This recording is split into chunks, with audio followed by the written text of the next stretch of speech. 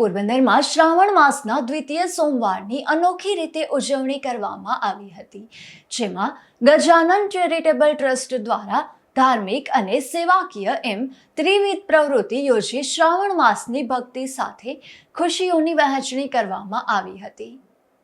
શિવકથાકાર માધુરીબેન ગોસ્વામીના માર્ગદર્શનથી યોજાયેલ આ સેવા યજ્ઞ અંતર્ગત સોમવારે વહેલી સવારે શિવ મંદિરમાં મહાદેવનું વિવિધ પૂજન સામગ્રીથી રુદ્રાભિષેક કરવામાં આવ્યો હતો, જ્યારે સાંજના સમયે અલગ અલગ શિવ મંદિરોમાં દીપમાળા પ્રગટાવી મહાદેવને થાળ ધરાવી વિશેષ શણગાર કરવામાં આવ્યો હતો. ધાર્મિક પ્રવૃત્તિઓ સાથે સામાજિક જવાબદારી નિભાવવાના હેતુથી ઝૂંપડપટ્ટી વિસ્તારમાં રહેતા પરિવારોને અનાજની કીટનું વિતરણ પણ કરવામાં આવ્યું હતું. આ સેવા કાર્યમાં શિવ ભક્ત દિનેશભાઈ શિયાણી, મોહનભાઈ મુળુભાઈ બાપોદરા તથા હરદત્તપુરી બાપુ ગોસ્વામીનો આર્થિક સહયોગ મળ્યો હતો.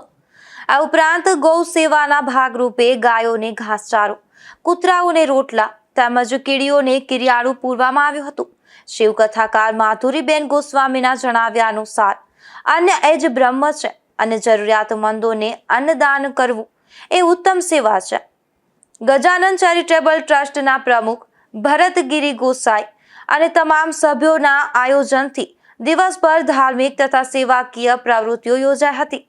શ્રાવણ માસની ભક્તિ સાથે સેવા અને જીવદયા દ્વારા ઉજવાયેલો આ દિવસ સમાજમાં માનવતા અને કરુણાનો સંદેશ આપી ગયો છે.